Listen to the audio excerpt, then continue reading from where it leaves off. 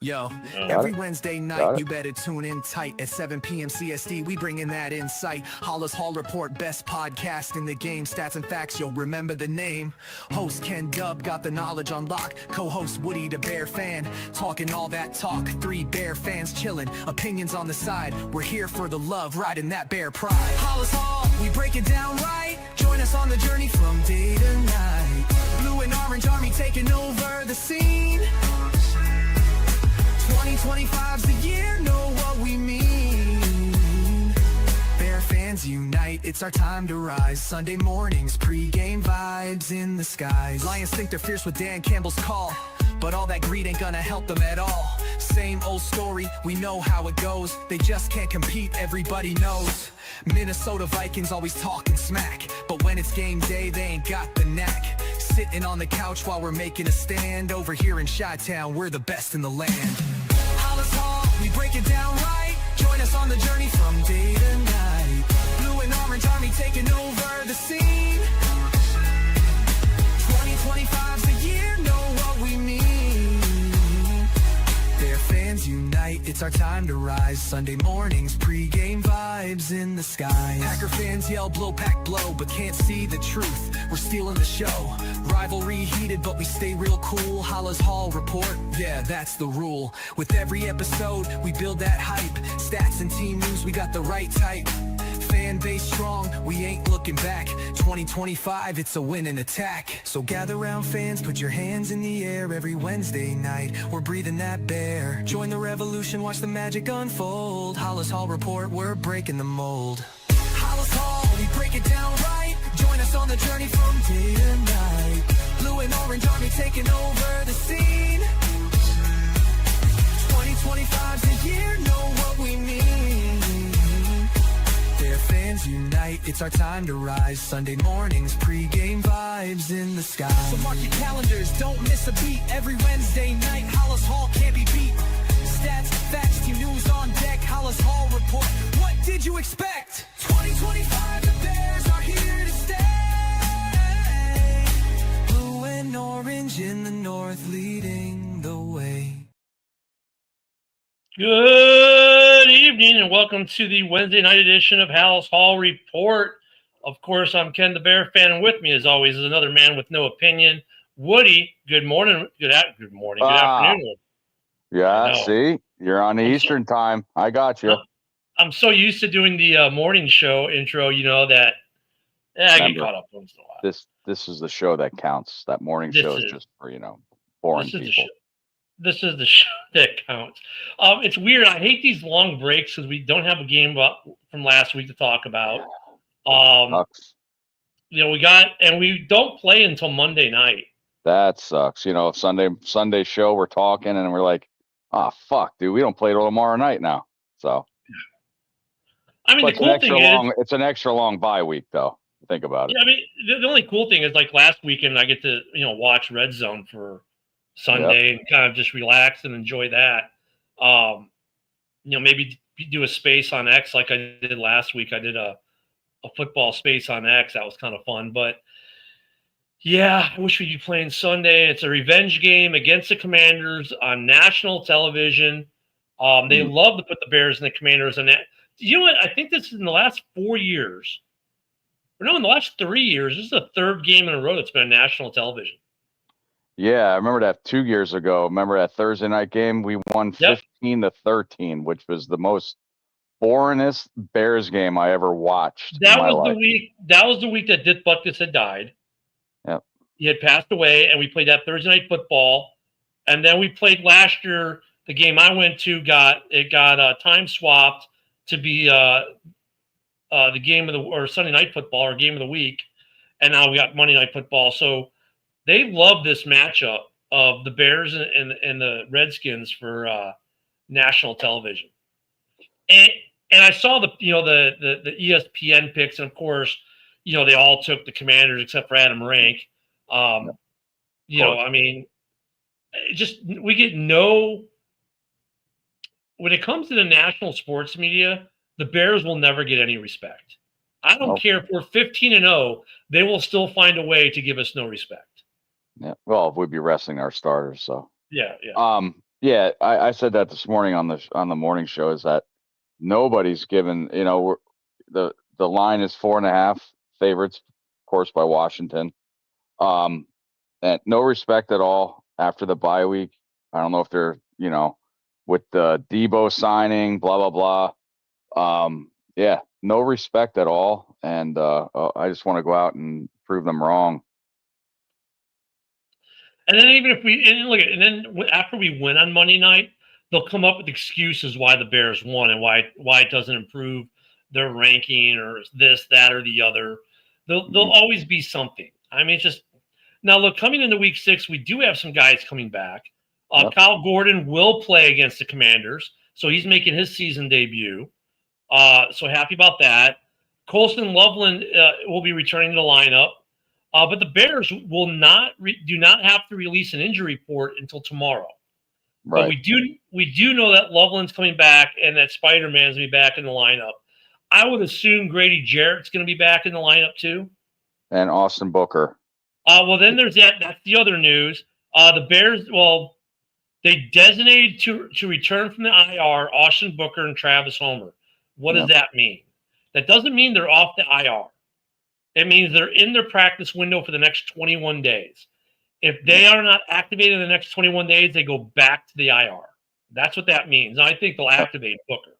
But Homer, I don't think they're going to activate him. I think.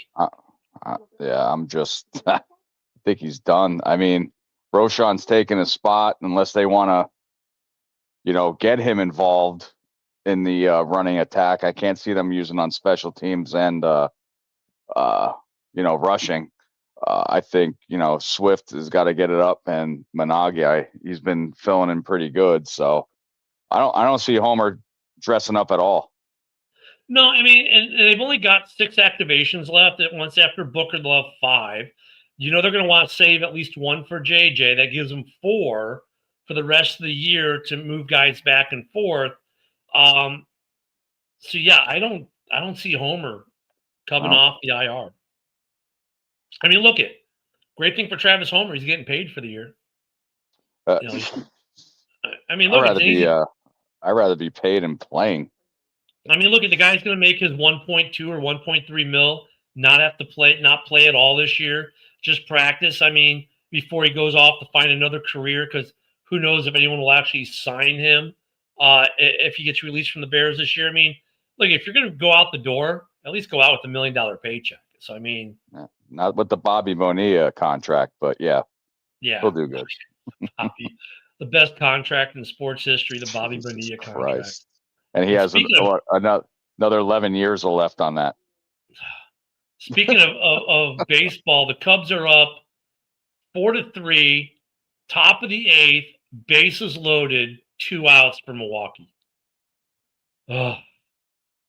Yankees are at 1-1, top of the 4th. The Cubs are going to give me a heart attack today. I know football is on, but the Devils are on tomorrow, game 1. Blackhawks played last night, lost to the defending Stanley Cup champs 3-2. I don't know what to expect out of the Blackhawks this year. I'm going to try to catch more games than I did last year. It's hard with me living down here. Like, catching Bears games is easy. They're every Sunday. Hockey schedule is a little more, shall we say, not predictable or consistent. It's not like every Wednesday the Hawks play. So I tend to miss more games than I catch. So I need to do a better job of catching Blackhawks games. Yeah, well, I don't watch too many Devils games, but I try to get as much as I can. All right, Cubs got out of it. Woo! Struck out the final hitter there. So now we're going to the bottom of the 8th. Cubs up 4-3. Jody says I'm full of shit, but that's all right. Don't watch many games. No. You are so full. Whatever. Anyway, this is why you don't do the show where Jody can hear you. But yeah, I mean, for Bears to win this game, it's at Washington, nighttime. Fans are nuts there. Our offensive line better be on its P's and Q's because Washington's defensive line is not shabby at all. Plus, you have Bobby Wagner at linebacker. And on defense, with our rush offense, all they have to do is, get Debo in there. He can run. He can do anything he wants. And that's two big things we got to show up on Monday night. Yeah, the Bears definitely have work to do. I mean, both teams are there with the cat. Both teams are better than they were last year. At the same time, the Bears. Hold on a second. Thank you. The Bears run defense and run offense are worse, it seems. But you remember though, last year coming into that game, the Bears run offense wasn't that good at that point. They had been early in the year. We really struggled, and as the year went on, the run got better. The run offense got better.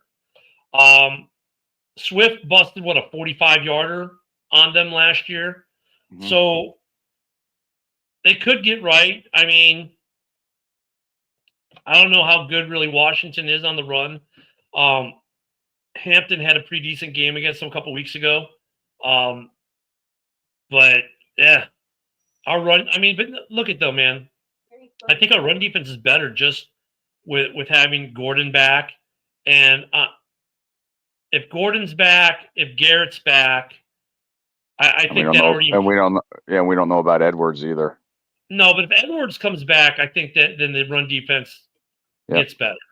I like not to take anything away from Sewell because he's been playing really good ball, but he hasn't been great on the run, or he hasn't helped the run defense as much as Edwards does. No, because Edwards led the team in tackles the last 2 years. Yeah. So they weren't all pass coverages. Now, here's the question, though. Do you think because maybe of how Sewell has played, it makes Edmonds more expendable at the end of the year? Yes, absolutely. And they both playing great. I mean, Sewell came out of the woodworks because when we drafted him, he was not doing anything. No, and he was ever injured. since, ever since training camp, I was like, this is training camp. You know how like we all are. These are training camps. We blood 2s and 3s. But he's been covering pretty good, except for the, Aaron Jones long pass on him. I think he's been doing pretty good in coverage and tackling. Isn't it funny though? Like under Eberflus, his first 2 years, he was injured, and when he wasn't injured, Eberflus never played him. Now you get Allen. All of a sudden, he's not injured, and he's an integral part of the defense so far. Mm-hmm. Yep. I wonder if that's more of an indictment on Eberflus than anything. You know what I'm saying? Because like, was Sewell really that hurt, or was it just that Eberflus didn't like him? We really don't know. Well, I know, but I mean, isn't it kind of funny how his first 2 years, when he was under Eberflus's defense, he was hurt, and then even when he wasn't hurt, he was a healthy scratch, or they wouldn't play him at all. We didn't see him hardly at all the first 2 years. Now, all of a sudden, Eberflus is gone.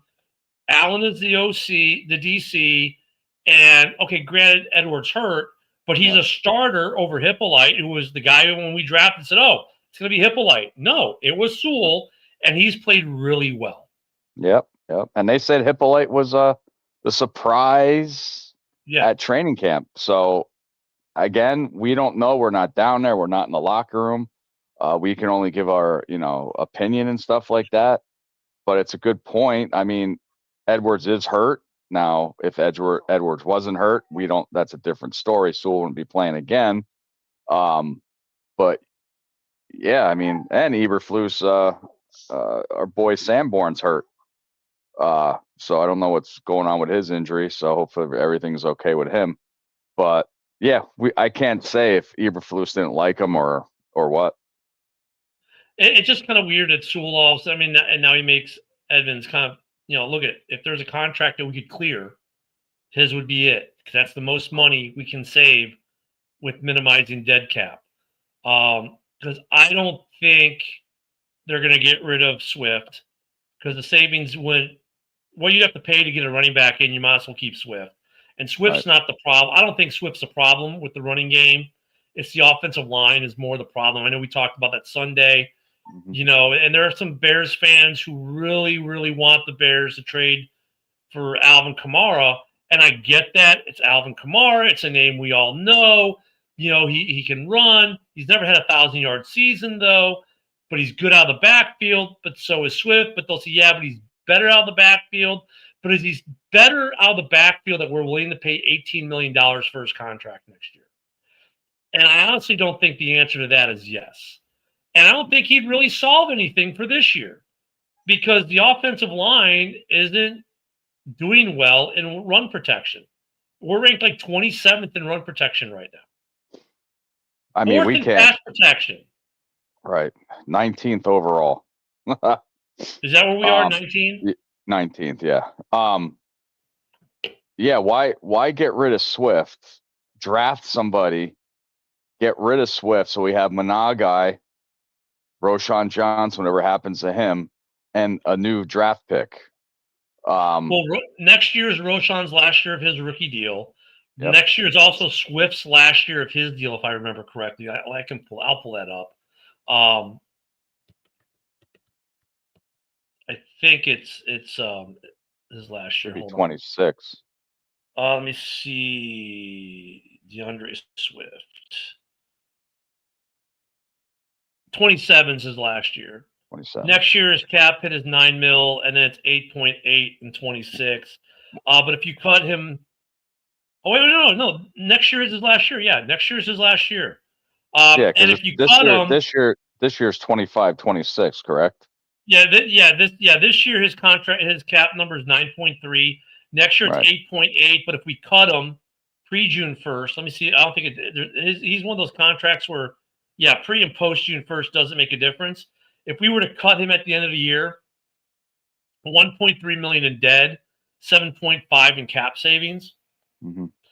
So, but once again, I think the only way you cut DeAndre Swift at the end of the year, and he'll be 27, he's 26 this year, would be that if you can find for about $7.5 to $8 million a running back who's an upgrade from Swift, right? That's what you would have to do. And Kamara costs $18 million. Is he really a big enough upgrade to pay an extra $10 million over what we're going to pay Swift next year? The only player I would get, not Kamara, but A-Chain from Dolphins. He's a dude. He's a hell of a running back, man. Let's see what his contract situation is looking like. This should be his last year too, or they're looking to trade him. Yeah, let me see what Achan. Where is he at? Wow, he must be pretty cheap because his contract is not coming. Or is he on injured reserve? Is he on injured reserve right now? He played last week. How cheap is his contract then? I'm not finding. Well, his rookie contract, isn't he? Yeah, but still, I should have found him. It's funny why you look that up. It's funny how these teams can trade these players in their rookie contract. It's nuts. You know, Eagles did it last year with Dotson. I'm seeing it more and more now. Back then, you would play your whole rookie contract, doesn't matter how sucky you are.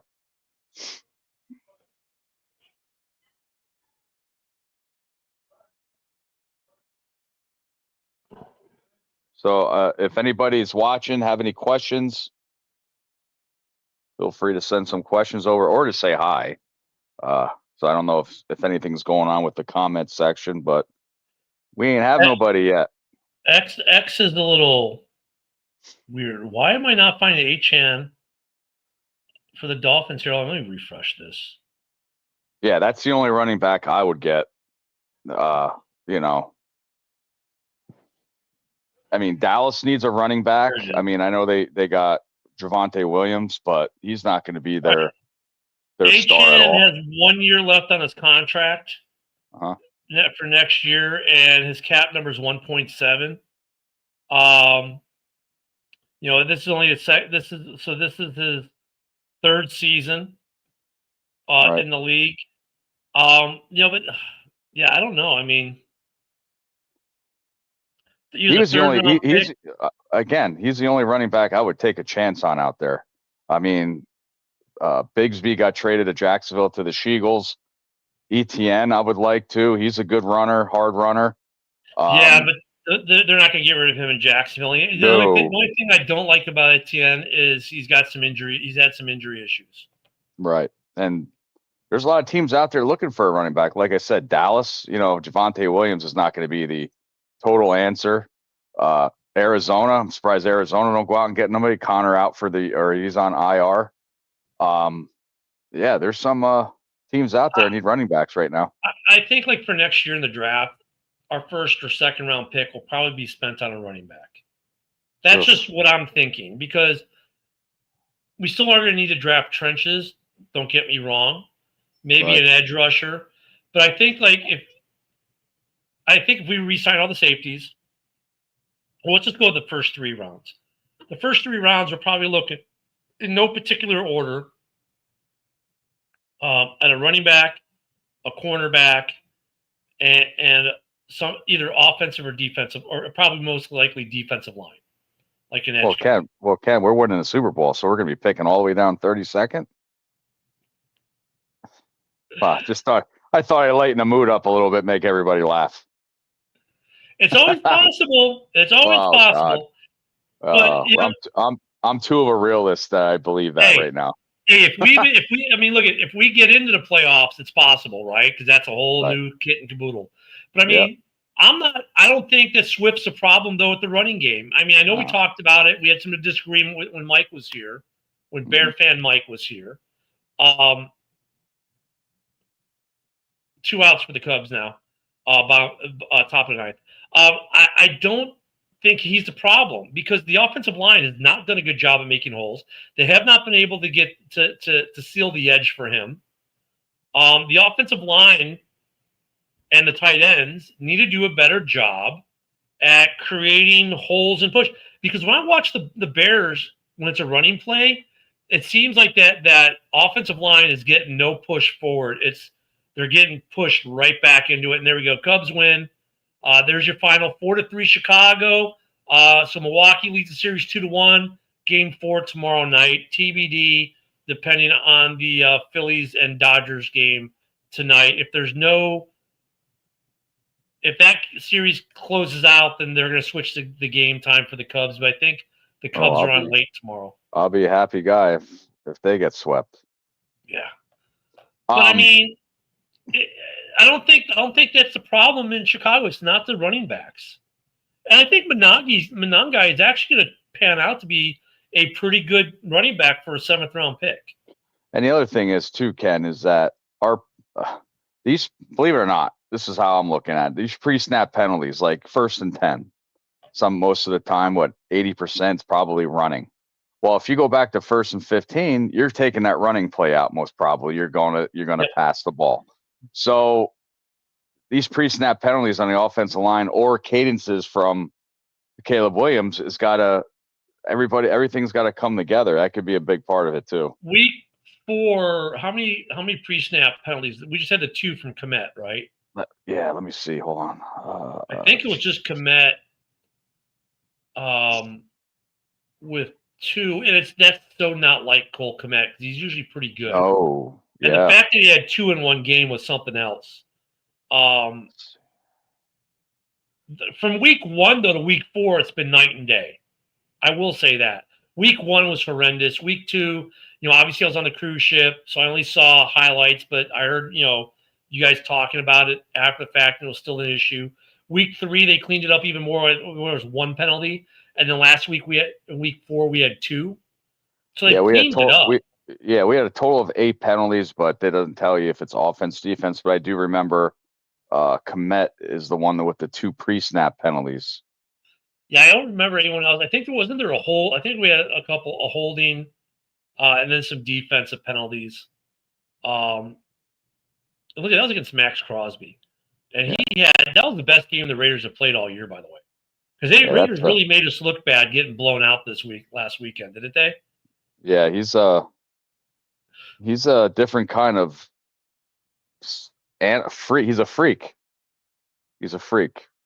So let me ask this question, Woody. I mean, okay, well, first off, Cincinnati made a trade, Yep. and they brought in the old man from the Mhm. Browns, which that's interesting too, that the Browns made a trade with Cincinnati. So within the division, within the state, within the rivalry, that's like the Bears and the Packers making an in-season trade for a starting quarterback. That's how big that trade kind of is in that idea. Right. But dude, now that Cincy has a veteran quarterback, because obviously Burrow's gone, hmm does that change them at all in terms of being sellers at the trade deadline? Do you think? For a quarterback, yeah, but they need a lot. I mean, their defense is horrendous. I mean, Um, do we think that maybe is Trey Hendrickson maybe not going to get traded now at the trade deadline?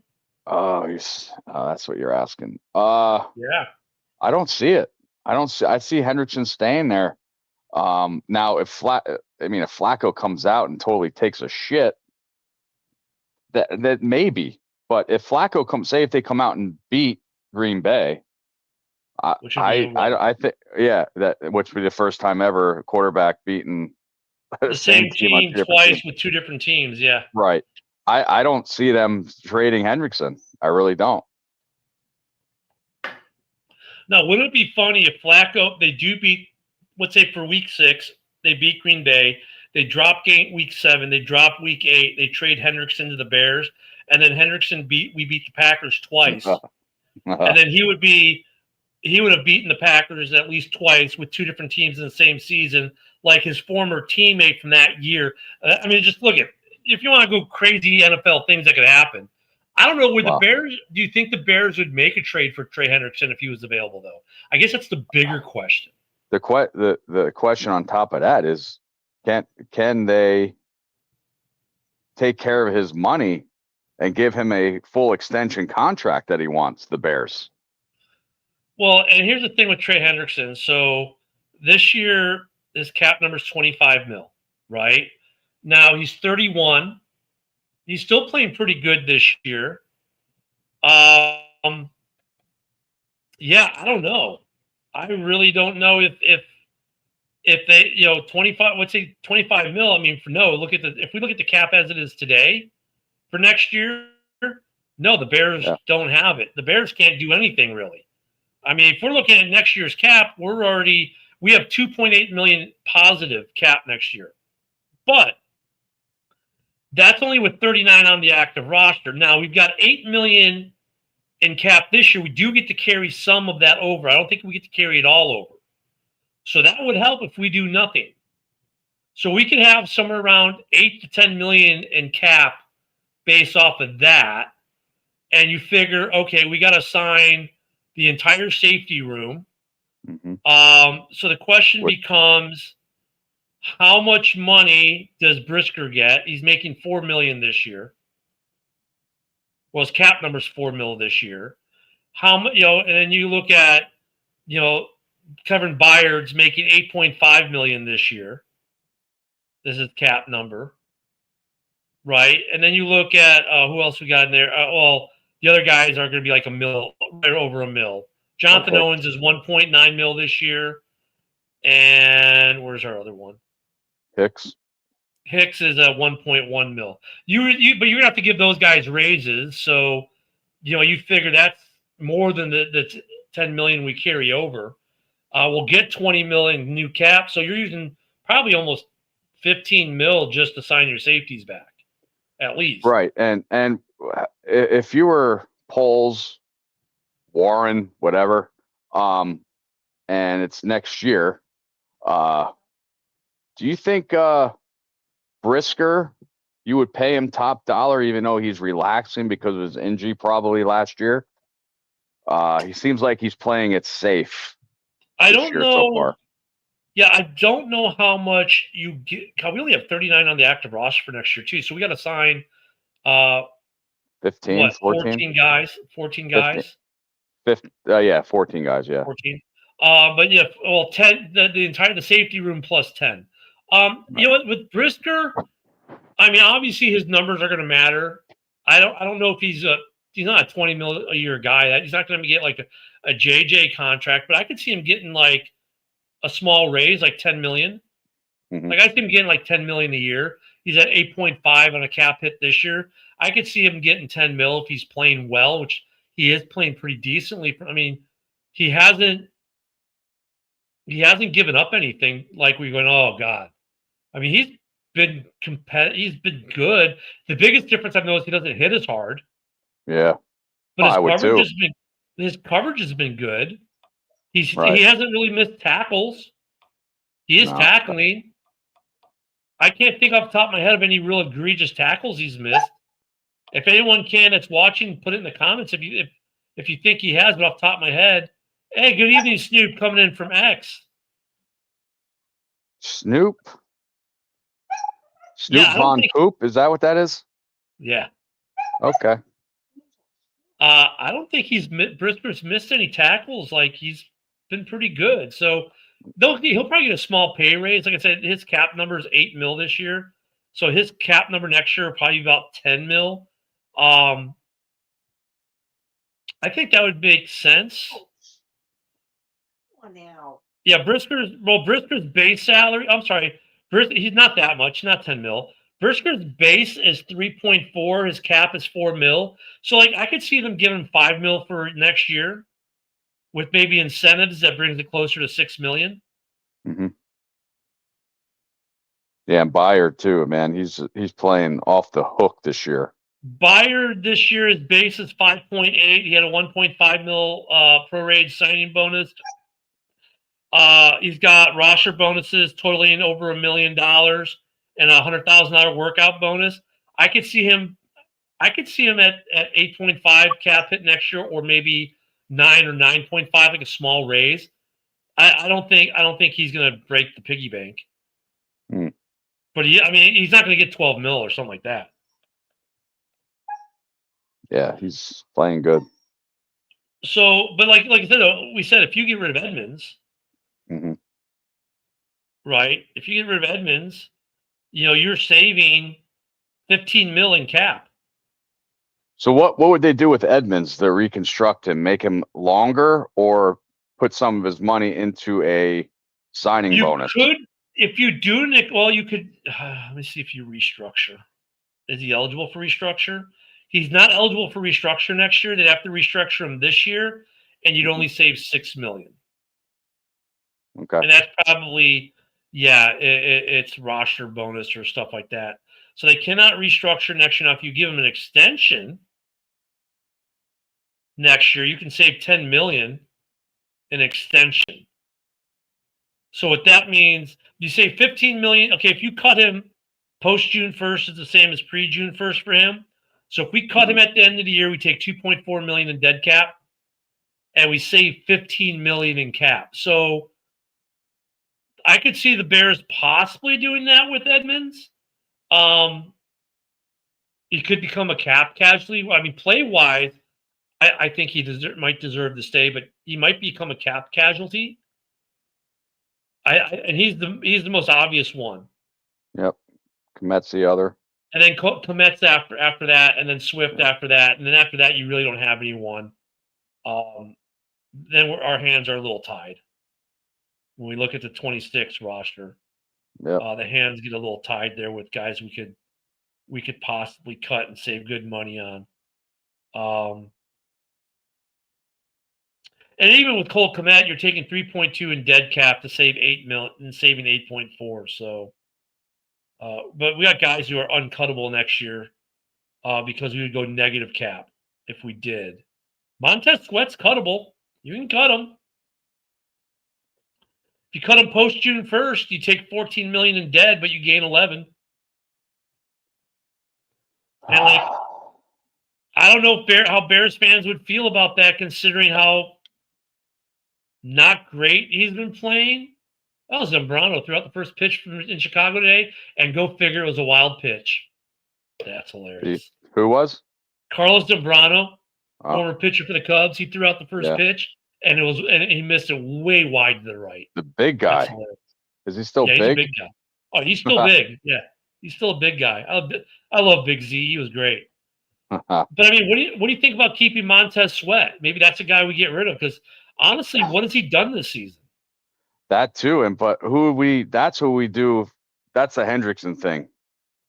I mean, taking somebody out of our, Montez Sweat's a big name and stuff like that, and we have problems with the rush.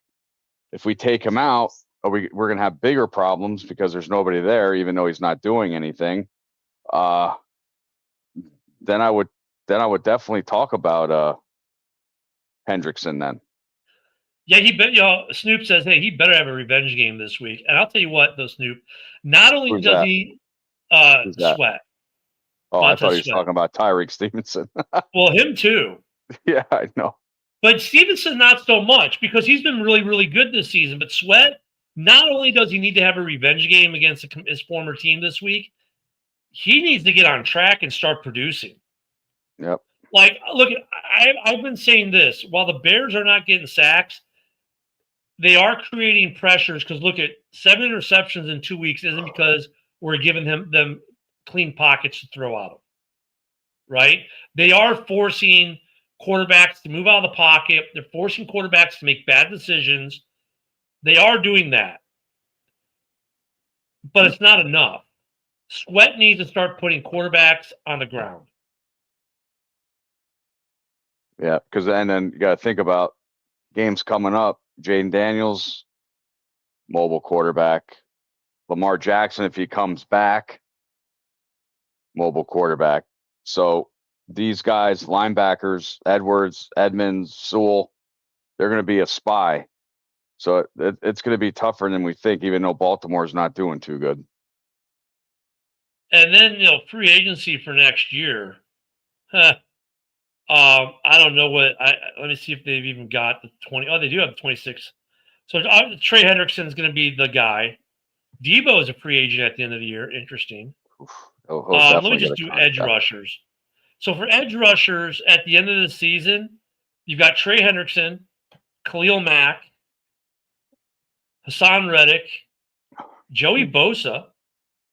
Well, let's talk the ages of these first four right now. Current age, 32, 35, 32, 31. Malcolm Kuntz from the Raiders. I like that guy. He's 28. Leonard Floyd, 34. Dermont Jones from the Titans, 29. Those are looking to be the top and the top couple.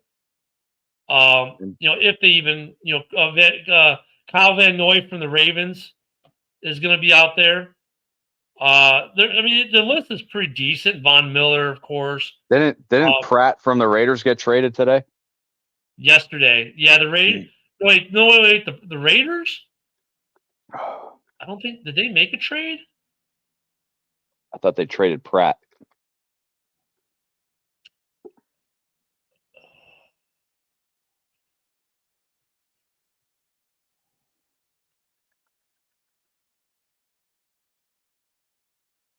I'm not seeing it. Jermaine Pratt. Let me see. Yeah. What's these fucking fake news, dude? Hold on. I know there's so much. DJ Moore Jermaine wants Pratt. trade, blah, blah, blah. 2 days ago, it says Jermaine Pratt was released. There you go. Yeah, because I know the only two trades I can think of. Now he plays for the Colts. Yeah, because the only two. Yeah, there you go. Colts assigned Jermaine Pratt. There it was. The Harbaughs did a trade with each other, and then the Flacco trade. Those are the only trades that have happened this week.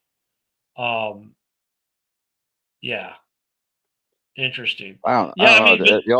The only thing that scares me out of those guys you mentioned were age. That's the problem. A lot of age. They're not usually offensive linemen are only that age. Let me try to look for some guy 27. Who will be 27 or less. Joseph Asai from the Bengals will be a free agent. He's 26. Mm-hmm. Joe Tyron Shinoika from the Browns is 27. All right, Snoop. What podcast you run? All right, go ahead, Ken. Yeah, no, I mean that and then it's that few and far between. Yeah, definitely, Snoop. Drop me a message on X. Definitely love to come on with you. And if you want to come on here, I think Woody and I would enjoy having you come on with us one Wednesday night Mm-hmm. for sure. So that the free agency doesn't look good. Now look at Booker. I think hopefully Booker continues to improve. I think I'm brain farting. What's the name that we signed? Dio. Dio. I think Dio has been playing pretty darn good. It's called Here's the Thing every Tuesday at 6. I could jump on periodically, but I work till 8 on Tuesdays. But yeah, send us the info. Appreciate it. Definitely. Yeah, that'd Is be that fun. 6 p.m. Central or Eastern time? Or Western? Who knows? Yeah. Yeah, I don't think Booker's going to come out with a vengeance this first game. I'm just saying. But I'm hoping that because he had another guy with a great preseason with sacks. I think he had 5 during preseason. Something like that. Okay. Okay, he records any day of the week. Okay, and at 6 p.m. Eastern, the show we record. So he does it pre, and then he probably does editing and stuff like that. Unlike us, we just do live. Perfect. Okay. Yeah, just let us know. Yeah, no problem. Thank you. But I'm hoping that he comes out and with a vengeance, but I think he's going to play it safe. Maybe the first game. Dude, I mean, look, if he comes out good and Dio's been playing well, can we see a situation where Montez Sweat becomes the rotational guy? I think Dio might be the rotational guy with Booker. Yeah, have a good night, brother. We'll talk to you soon. I mean, we got to do something. I mean, we beefed up the middle, right? And look at like Dexter and Garrett. They've been getting some pressure on the quarterback. In fact, most of our sacks are coming from the middle. Yep. But we're not stopping the run for Jack. But I think some of that was the linebacking core. I think that improves if when Edwards gets back. Because that's one thing Sewell was not as good at, or Edmonds isn't good at. There's a disconnect there. And then getting Spidey back, I think he helps in the run defense too. Yep. Kyle Gordon does a lot to help the run defense that people don't realize. Like if you watch a lot of running plays the last couple of years, Kyle Gordon's the guy making the tackle. Yep. It seems like those nickel corners. I mean, take for example, look at Brian Branch of Detroit. That motherfucker's in the backfield all the time. So there's definitely something to that. So maybe that turns this defense around a little bit more, and they can finally Allen can open up the playbook because he has his guys. But I mean, I'm just wondering if we're going to get to a situation where Booker is a starter and Sweat's a rotational guy, and is Sweat making himself redundant because he's not getting sacked. He's getting some decent pressure, but for a guy making $25 million, I don't want decent. I can get decent out of Booker. I get Dio. I'm paying $8 million, and he's better than decent at pressure. Hey, it wouldn't surprise me. I mean, look at the league having big money on the bench. Look at Kirk Cousins. I know he's a quarterback, but these teams aren't messing around anymore. Even if you get paid, you have to earn your spot on this team, and if you fuck up, you're going to get pulled. Well, I mean, teams have shown the willingness to take big cap hits, but like Montez Sweat, I mean, he's not that old. He's in the sub 30 crowd, so he's 29. Yep. This year, he'll be 30 next year. And here's the thing: we've got him under contract through 27. His cap number is $25 million every year. So the contract was pretty team friendly in that regard, right? It doesn't go up every year. He's $25 million. This year, he was $25 million last year. He's $25 million this year. He's $25 million the next 2 years. So great. His dead cap number, actually, if for 27, his dead cap is $4 million. And we can save 21 to cut him. Right.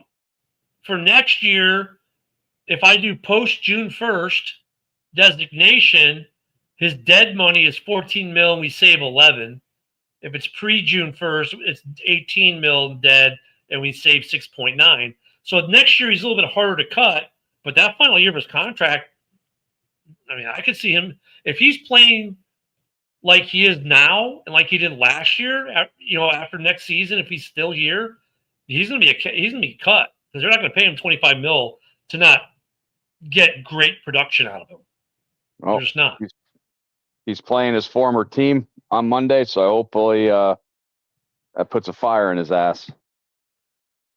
So I know we'll talk about Monday more Sunday. I don't want to talk about Monday too much today because we have a whole hour on Sunday where we can dedicate it to, and then we should have Mike here too, and we can get their view, and they can tell us how we're both wrong.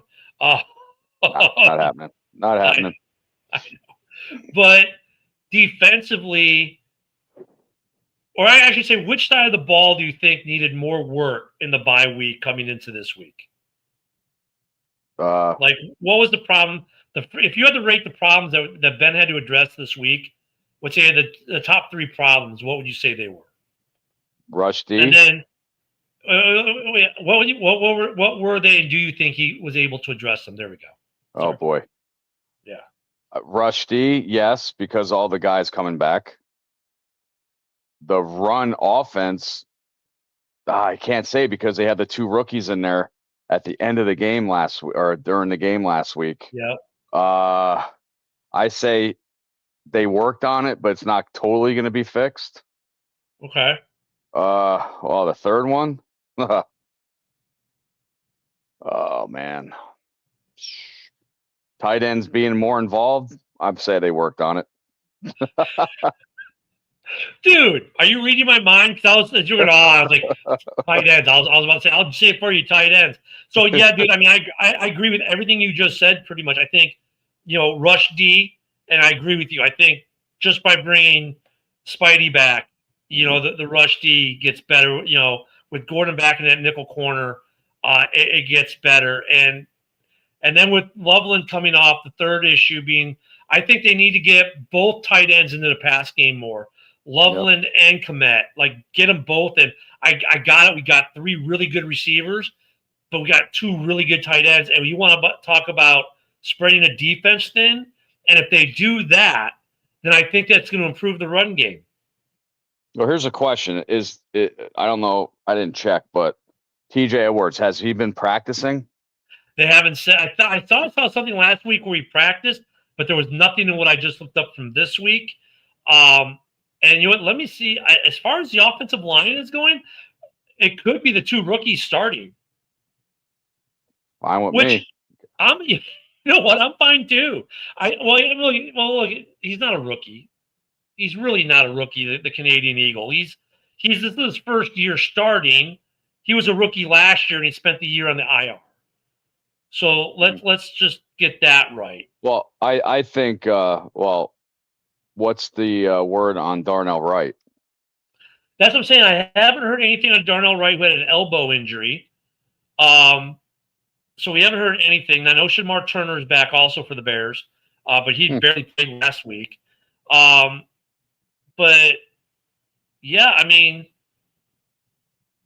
and Jahadi Walker, we haven't seen much at all of Jahadi Walker this season yet, by the way. Just special teams. Yeah. I don't know. I think I'm good with the rookies or with the first year starters. Let me just say that so it's easier. Yeah, I don't think I have a problem starting those guys on the end. Let me see if I can do it this way. Maybe sometimes the depth chart will betray you. You know what I'm saying with the injury report? Like they haven't updated the injury report, but sometimes they'll update the depth chart. So let me check the depth chart. Right now, the depth chart has they still have Braxton and Wright starting. I'm cool with Theo Benedict and Ozzie Trapillo starting though. I really am. Let's see here. I am good with that. Oh, they're saying Santos is on the injury report. What's Santos on the injury report for? We'll find out right now. Was he playing soccer in the bye week and hurt himself? Yeah, I know. Let's see. Let me tell you. But yeah, I'm fine with that. Yeah, they were during the Raiders game. He was seeing coming out of the blue medical tent late because of a quad injury. He could be okay by now. He's in question right now. We'll find out tomorrow because tomorrow will be the first injury report since the game. So we'll find out tomorrow because they didn't have to release one today because of the bye in their Monday Night Football. So they'll release it tomorrow afternoon. Well, I guess we'll all be looking at the injury report. Well, we got Jake Moody. Yeah, we got Moody on the practice squad. So if they have to bring him up for a game, no big deal.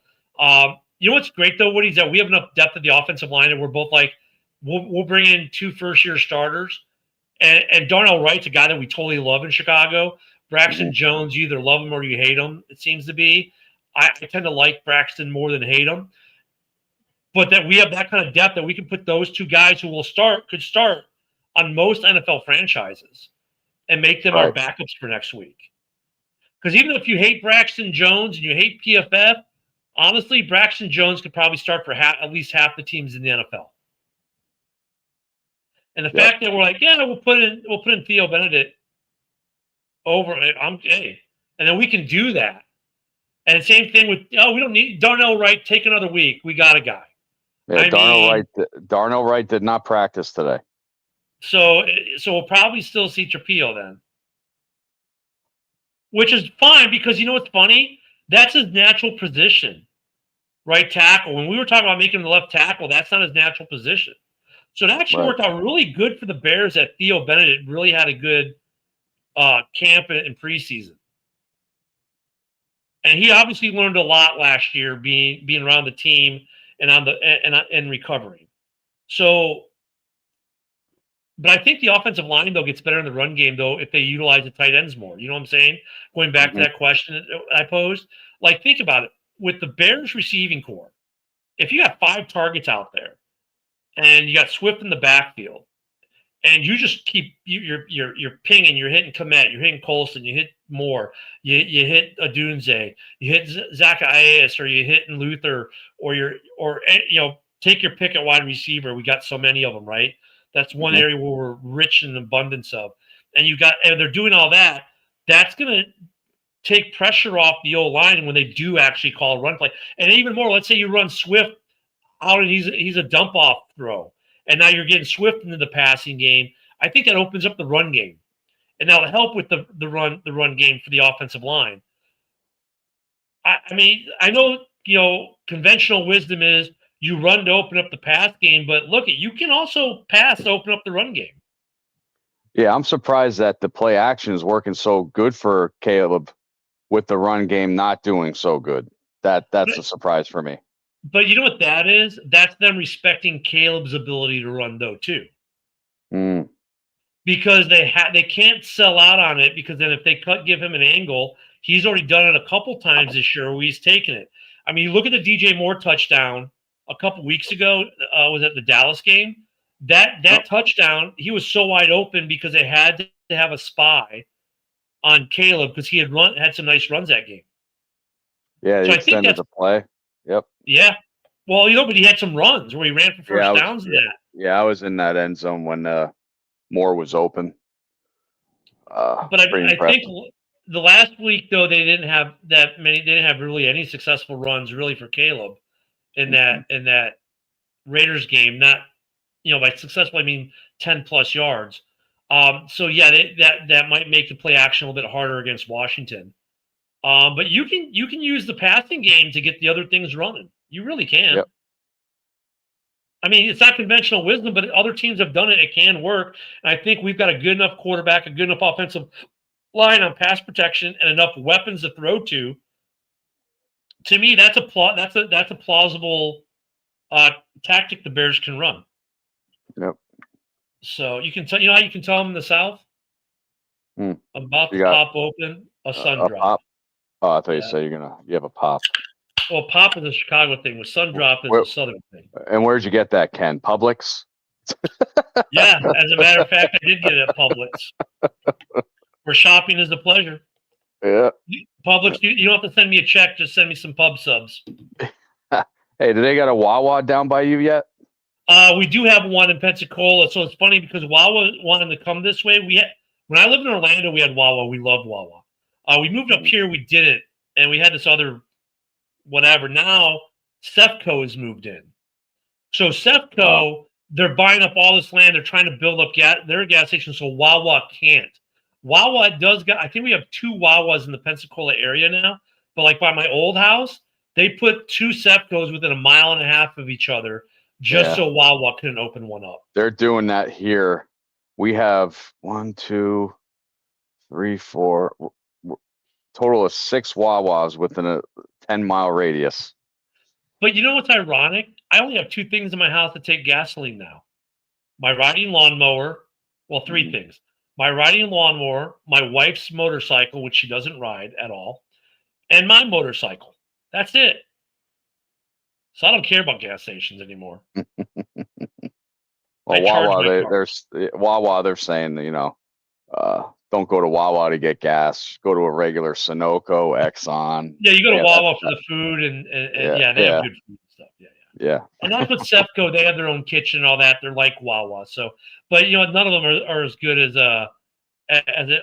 another certain gas station mall. I think it's more of a mall than a gas station, and their beef jerky's off the chain, expensive but off the chain. And I've got one of those. I have to go towards Mobile, and I've got one about 30 minutes from me. So, well, maybe we'll find out soon what's down there. Yeah. If you'll love it if you guys come down south. I mean, Tennessee, you'll like Tennessee. I know a lot of people who like to move in Tennessee. If you're out there and you're going to be a retiree soon, like I am, you're especially military retiree like me, or just Tennessee, Texas, and Florida are the big 3 for people who are retired. Hey, brother, how you doing? Good to see you. What's going on? Yeah, my friend down there, he runs a logistics there's a lot of down there. companies in Nashville area. Big Bears fan, big time. Yeah, so. Yeah, if you make it that way, hey, you'll be a lot closer. Then we'll all come to your house when they go play the Titans.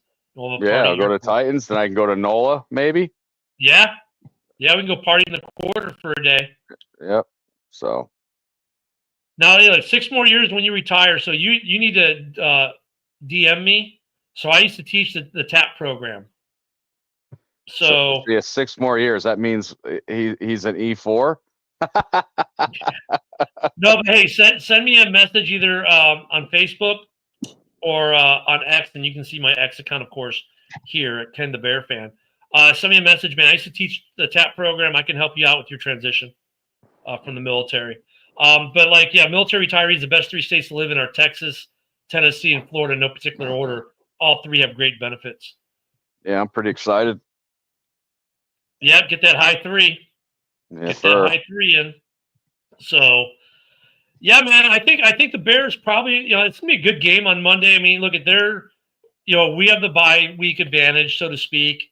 Now they are going to, and we'll talk about this Sunday, but I think we'll know for sure Sunday, or more likely know for sure Sunday, whether Scary Terry's back for them.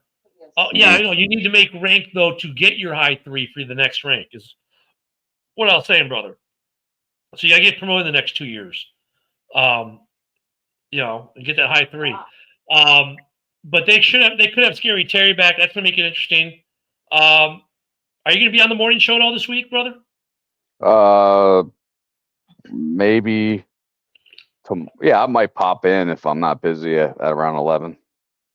E6. Wow. On your way to a colonel. Got to make that E7 list that pays a little bit better. Here's the funny thing, Woody, because we're almost out of time, but he retires in E6 and gets 100% from the VA. He'll make more money to wake up every day than he did to go to work. But we'll see you all tomorrow morning for Ken and Ken in the morning. Woody and I will be back here Sunday morning for another edition of Halas Hall Report. You'll see me in a half hour on JB's Roundtable. Thanks, everyone, for joining us. Bear down. Bear down.